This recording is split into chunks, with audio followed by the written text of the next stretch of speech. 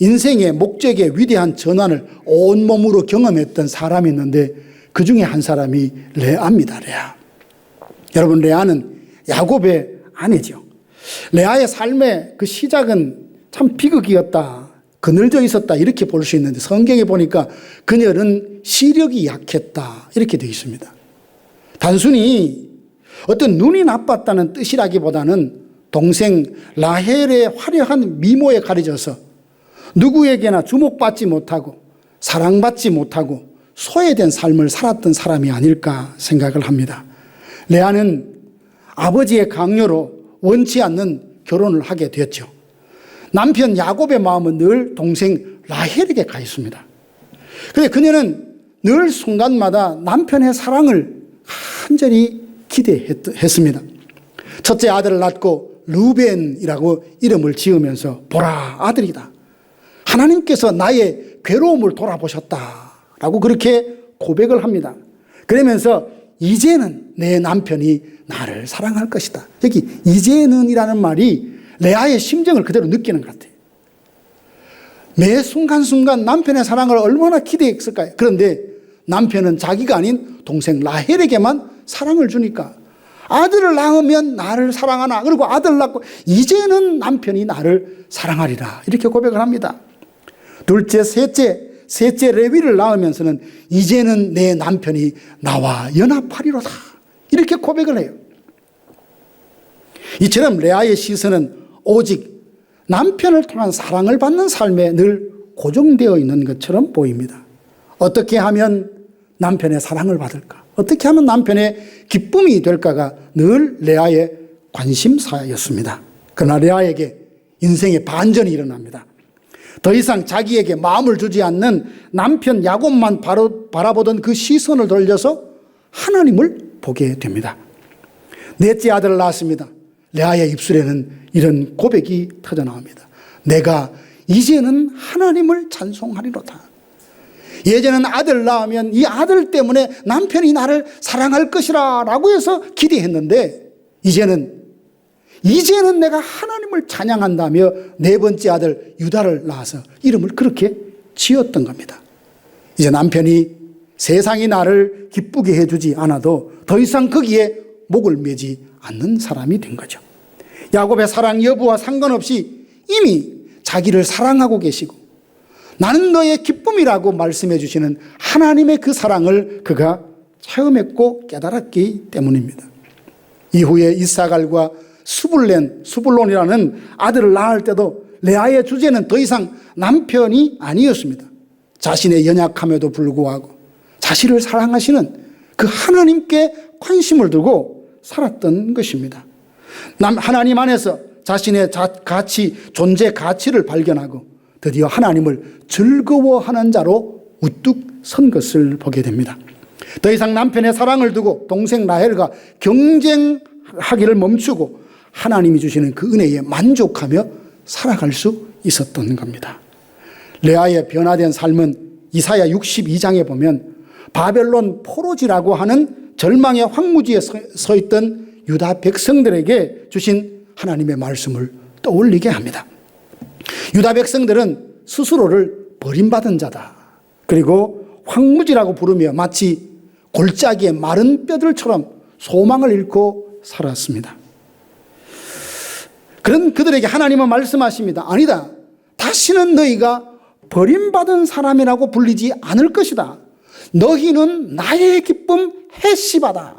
너는 나의 기쁨 헵시바다 라고 고백합니다. 우리 이 시간 한번 고백해 볼까요? 너는 나의 기쁨이다. 이게 마음에 안 왔습니까? 그러면 나는 하나님의 기쁨이다 이렇게 한번 고백합니다. 시작. 좀 어색할 수도 있죠. 정말 사실 그러나 정말입니다. 하나님은 우리를 기뻐하십니다.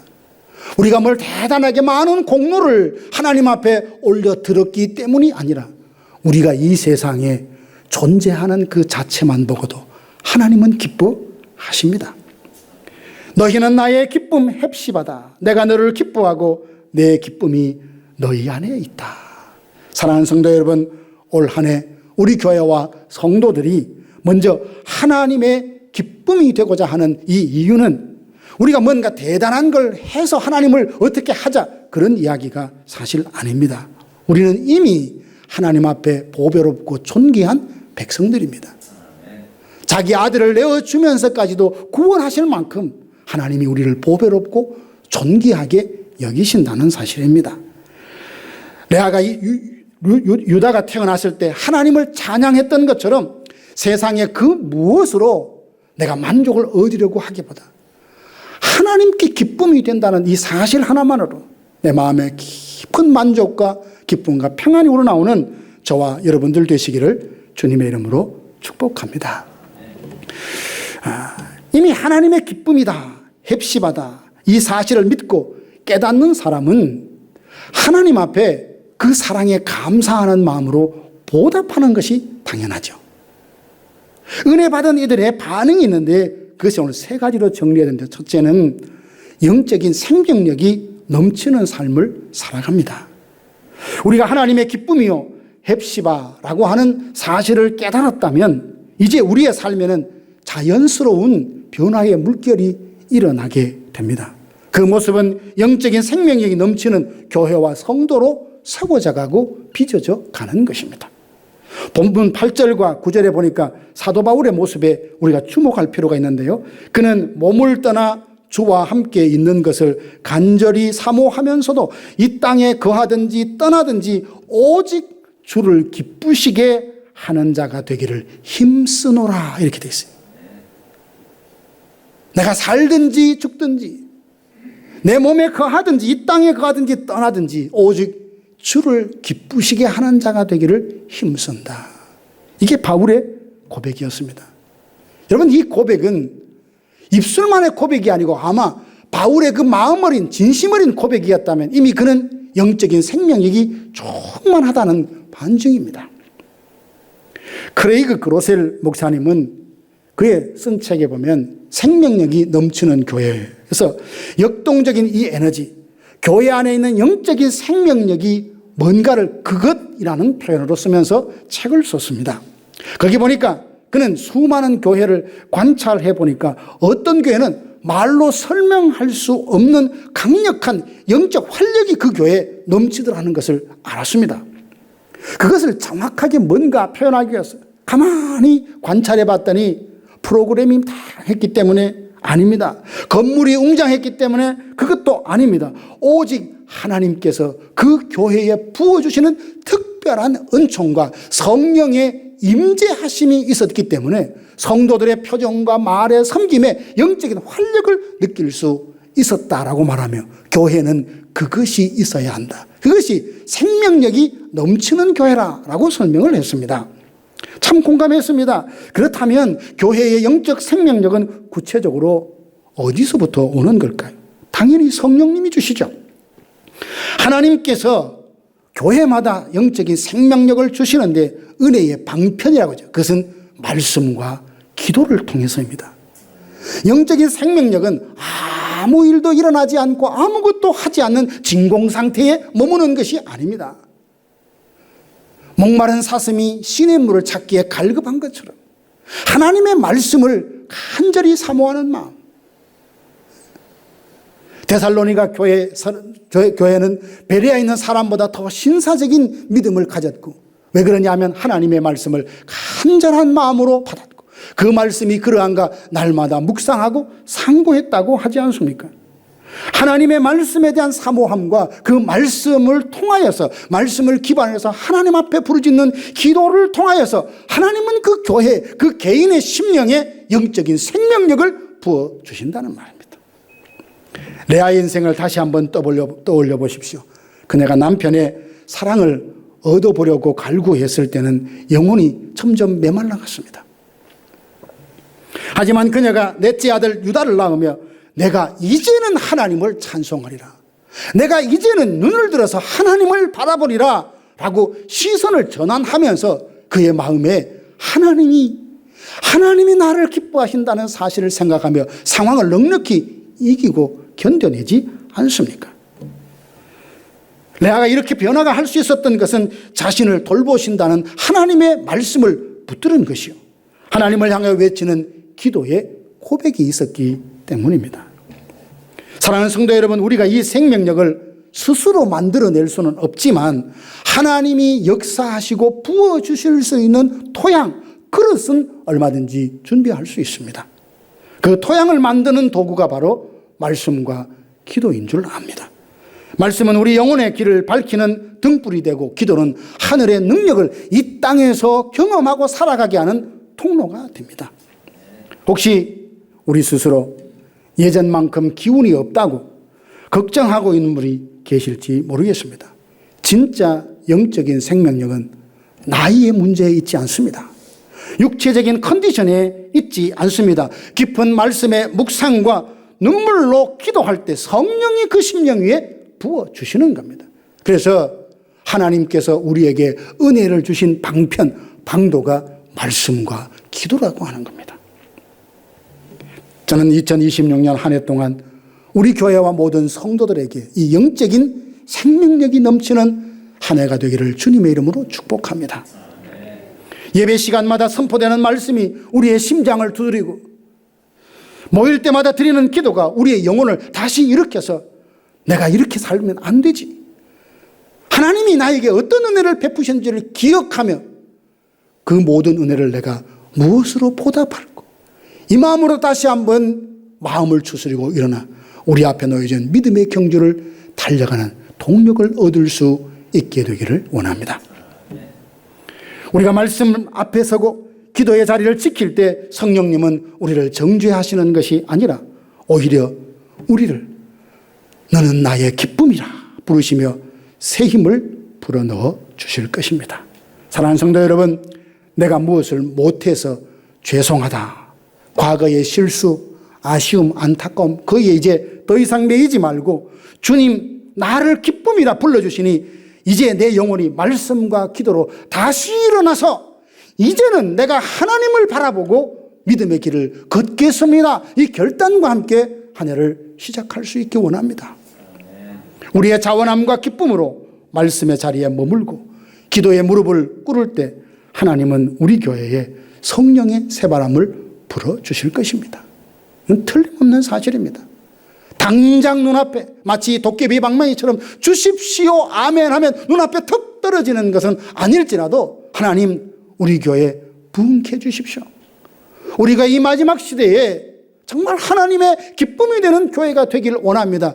거룩한 소망과 열망을 품고 기도하고 매달리면 하나님은 우리를 긍휼히 여기셔서 지금까지 얼마나 많은 사람들이, 얼마나 많은 주의 종들이 눈물로 말씀으로 정성과 사랑으로 이 교회를 이끌어왔습니다. 이제 우리에게 주어졌으니 이 교회를 다 번창하게 더 하나님의 기쁨과 하나님 나라를 이 땅에 확장하는 일에 기여하는 교회로 세워가야 될 몫은 지금 있는 우리의 몫인 겁니다. 말씀과 기도를 통해 성령께서 역사하셔서 비록 우리의 육신은 점점 후패해질지라도 속사람은 날로 새로워지는 그 신비로운 생명력이 모든 성도들의 삶에 충만한 이 새해가 되기를 주님의 이름으로 축복합니다.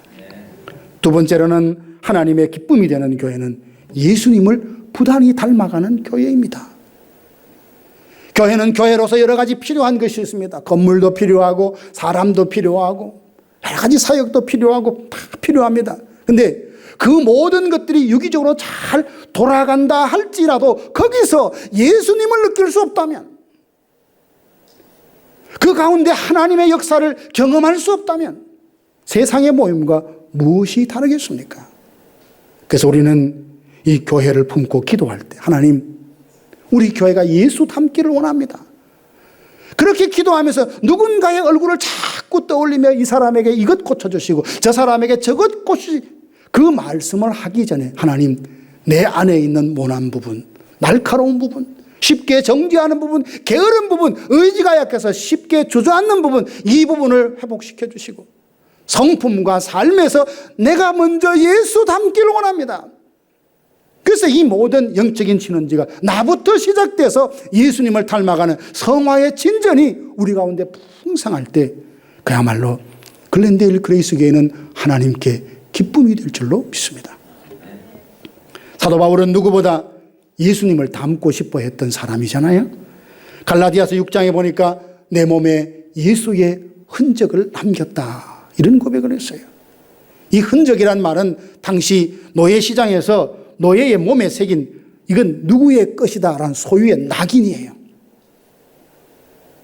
근데 바울이 내 몸에 예수의 흔적을 남겼다라는 것은 뭘까요? 우선에는 그의 몸에 복음을 위해서 수고하다가 매맞고 또 고통받은 그런 흔적들이 있겠지만 그것뿐만 아니라 그런 삶을 살면서 고린도 교회가 그렇게 말했잖아요. 내가 예수를 본받은 것처럼 너희는 나를 본받으라 라고 했잖아요.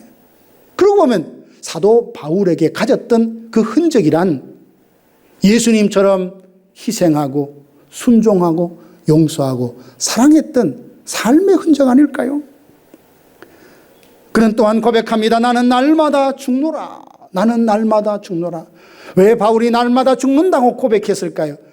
내가 죽어야 부활의 권능을 경험할 수 있기 때문에, 내가 죽어야 예수 그리스도의 그 이름의 존귀함을 드러낼 수 있기 때문에, 때로는 내 목소리가 너무 세서, 내가 너무 날카롭고 내가 너무 거만해서 나로 인하여 예수 그리스도가 세상 앞에 드러나지 못하고 내가 오히려 그 주님을 가리는 가림막이 될 때가 있더라는 것이요.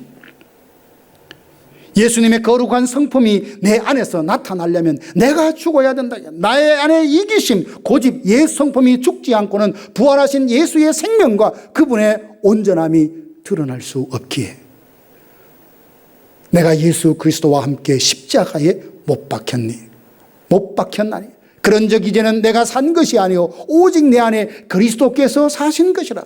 이제 내가 사는 것은 나를 사랑하사 나를 위하여 자기 몸을 버리신 하나님의 아들을 믿는 믿음 안에서 사는 것이라.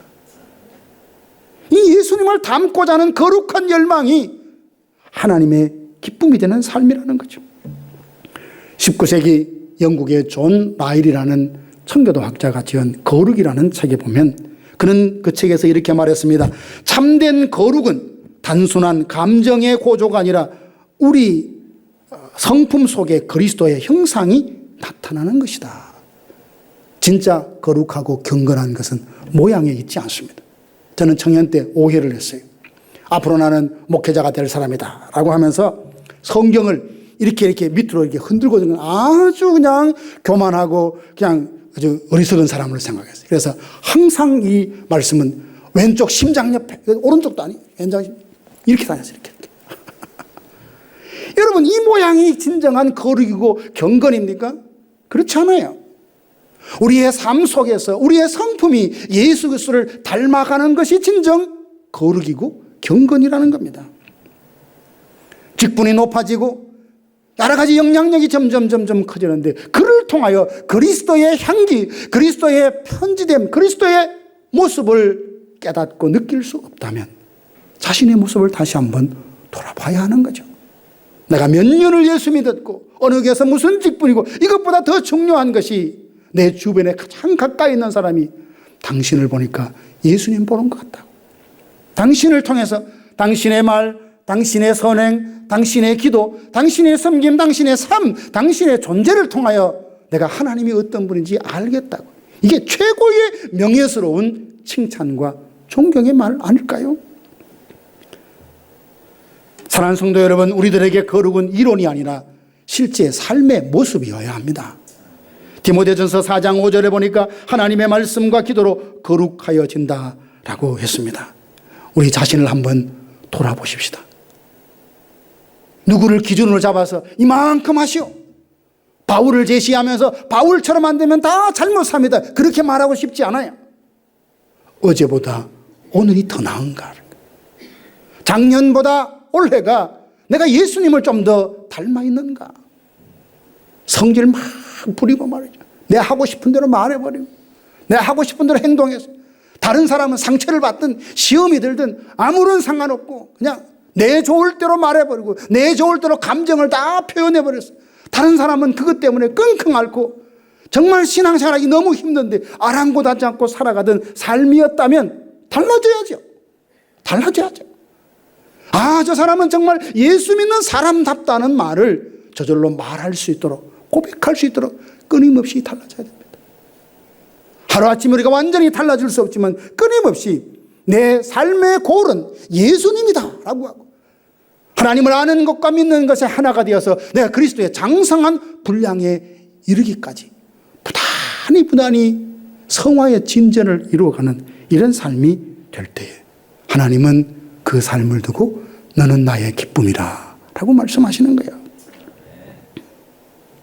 2026년 한 해 우리 교회가 모일 때마다 참 하나님이 그 가운데 역사하시는 것 같고, 이제 목장 모임도 이제 다음 달부터 할 텐데 참 이렇게 마음속에 걱정 반 기대 반, 뭐냐 하면 모였다 하면 우리가 세상 이야기 자기 하고 싶은 이야기 할 수 있습니다. 그러나 그것이 시작이 되고 그것이 전부가 되고 그것이 결론이 되면 안 돼요. 교회에서 소그룹을 하는 이유는 있습니다. 정말 자기 홀로 살아가기 너무 버거운 인생의 문제도 그 앞에 믿고 서로 나누면 기도하고 축복해주고 힘을 얻고 여호와를 더욱더 의지하도록 하는 모임이어야 되지, 그냥 세상의 이야기 돌아가는 이 실컷 하다가 어정쩡하게 시간 됐나 봐 주기도문으로 끝내자, 그거 아니에요. 그럴 것도 할 필요 없어요. 그래서 우리가 이런 부분들 다시 한번 생각하면서 그렇구나, 모일 때마다 그 가운데 주님의 성령이 함께 하시고 그분이 우리의 마음을 터치하셔서 새롭게 하고 용기를 주고 힘을 얻고 믿음의 새로운 힘을 갖는 이런 아름다운 영적인 교제가 우리 가운데 있을 때 그 교제를 통해서 상대방을 통해서 나를 보고 내 믿음의 성숙함이 이루고 성품에서 예수님을 닮아가는 변화가 있을 줄로 믿습니다. 세 번째로는 세상 속에서 선한 영향력을 발휘할 때 하나님이 기뻐하십니다. 우리가 말씀과 기도로 영적 생명을 회복하고 예수님을 닮아가는 삶을 살잖아요. 그러면 자연히 내 삶이 누군가에게 빛이 되고 누군가의 소금과 같은 역할을 감당하게 되는 겁니다. 안에서 펄펄 살아 움직이는 이 생명력은 담장을 넘어 이웃으로 흘러가게 마련이고 누군가가 영향을 받기 마련입니다. 예수님을 닮은 인격은 어두운 세상에 빛이 되어서 어둠을 밝힙니다. 이것이 바로 우리가 꿈꾸는 선한 영향력입니다. 내가 애써 나를 드러내지 않아도 내 안에 그리스도가 흘러 넘치니 세상을 바로 은혜로 적시는 겁니다. 우리는 구약의 이삭에서 그 모델을 찾을 수 있습니다. 창세기 26장에 보면 이삭이 그랄 땅에 거하다가 우물을 팝니다. 그들에게 우물은 생존과 직접적인 연관이 있어요. 근데 블레셋 사람들이 자꾸만 시비를 걸면서 우물을 파면 우물을 막아버리고 너무나 힘들게 합니다. 그런데 이삭은 어떻게 했습니까? 함께 맞서 싸우거나 혈기를 부리지 않았습니다. 묵묵히 양보하고 또 다른 우물을 팠습니다. 근데 신기하죠? 그때 그곳에 쉽게 우물이 나는 것이 아니지만 블레셋 사람들이 와서 자꾸 회방을 하면 조용히 피해서 다른 데 우물 파면 거기에 또 우물이 나는 겁니다.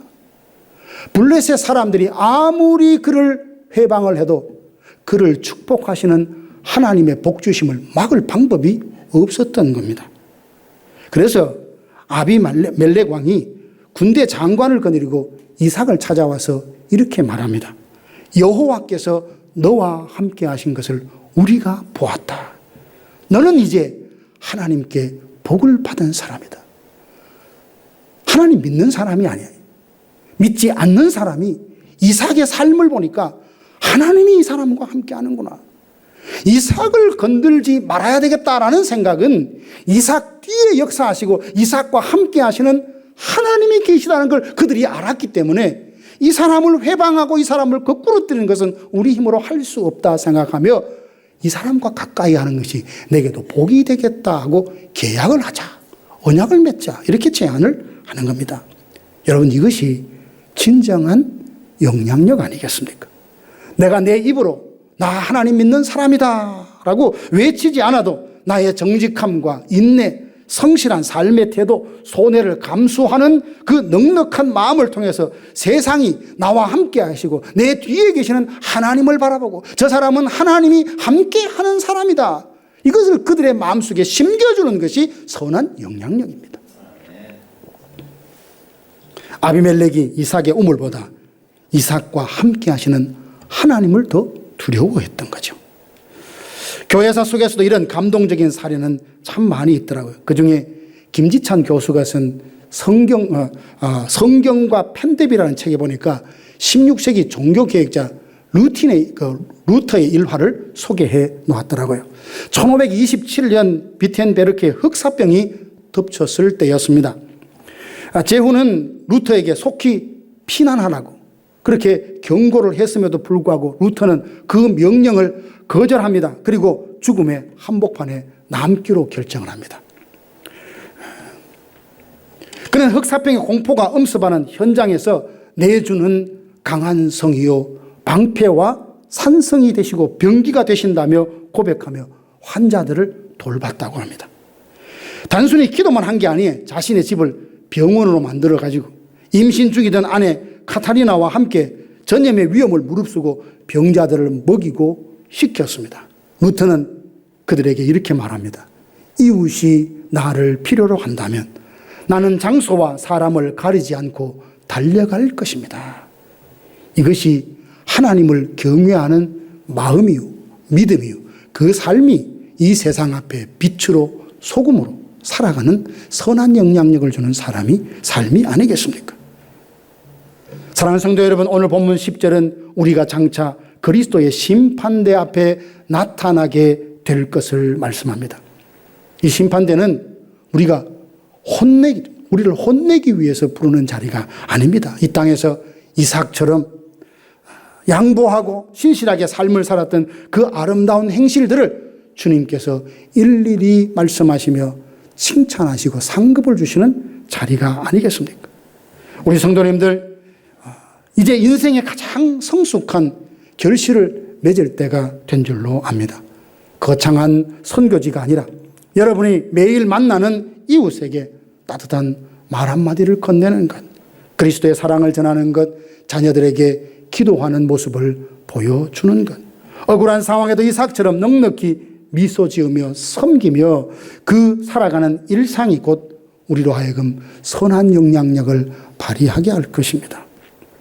2026년 한 해 동안 우리 교회는 모일 때마다 말씀과 기도로 뜨거워지고 세상으로 흩어질 때마다 그곳에서 빛과 소금의 선한 영향력을 발휘할 수 있게 되기를 원합니다.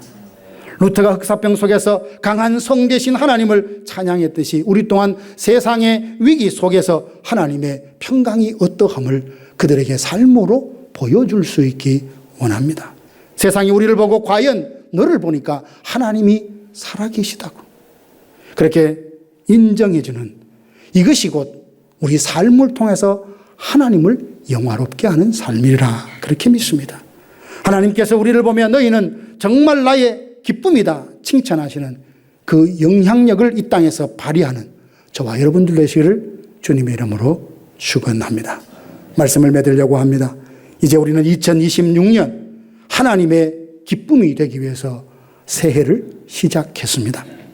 오늘 우리가 가슴에 새겨야 될 것은 여러분 한 분 한 분이 하나님의 전적인 은혜를 받아서 이미 하나님의 기쁨이라는 사실을 분명히 믿으시기를 바랍니다. 세월의 흐름 속에서 육신은 예전 같지 않고 세상의 성취는 작아 보일지라도 낙심하지 마십시오. 이런 것들로 하나님 앞에서 평가받지 않을 것입니다. 하나님은 우리의 조건이 아니라 그리스도 안에 있는 우리의 존재 자체를 이미 기뻐하십니다. 이제 우리는 이 사랑에 응답해야 할 줄 압니다. 평생 사람의 인정에 목말랐던 레아가 마침내 사람을 통해서가 아니라 하나님, 내가 이제는 여호와를 찬송하겠다고 그 시선을 하나님께 돌릴 때에 그 마음의 기쁨과 평강이 임했던 것처럼 사람의 갈채와 반응, 재물의 많고 적음에 일희일비하는 삶이 아니라 우리를 기뻐하시는 하나님의 그 완전한 사랑 안에 거하는 것을 최고의 복으로 이기고 살아갈 수 있기를 원합니다. 바울을 사로잡았던 그 강권적인 사랑이 우리 마음에 부어질 때 우리는 세상 그 무엇도 빼앗을 수 없는 하나님의 평강을 누리며 살아갈 수 있을 것입니다. 이 거룩한 변화는 우리의 의지가 아닌 성령의 역사로 가능합니다. 말씀과 기도의 자리를 힘써 지키십시다. 존 오웬 목사님이 말했던 것처럼 날마다 우리 안에 죄를 죽여가는 이 과정을 통하여 그리스도를 닮아갈 때 하나님께 기쁨이 될 것입니다. 그것은 당연히 이 세상의 빛과 소금으로 선한 영향력을 발휘하는 삶으로 이어질 것입니다. 새해를 시작하며 우리 마음의 심령에 분명히 새겨두고 기억하십시다. 내가 이미 하나님의 기쁨임을 믿는 것이 신앙의 시작이라면 하나님의 기쁨이 되는 것이 내 신앙의 마지막 골이다. 이렇게 여기십시다. 우리가 세상의 박수를 구걸하지 않을 때 세상은 우리 안에 계신 하나님을 경외하게 될 것입니다. 우리를 통하여 하나님이 어떤 분인지 그들에게 보여주는 거울처럼 살아갈 수 있기를 원합니다. 이것이 곧 선한 영향력을 발휘하는 삶입니다. 그래서 이 한 해는 특히 이제까지도 그렇게 사셨겠지만 이 한 해는 특별히 내가 우리 교회가 하나님의 기쁨이 되리라. 이 소망을 가지고 그 소망을 이루기 위하여 부단히 힘쓰고 애쓰는 저와 여러분들 되기를 주님의 이름으로 축원합니다.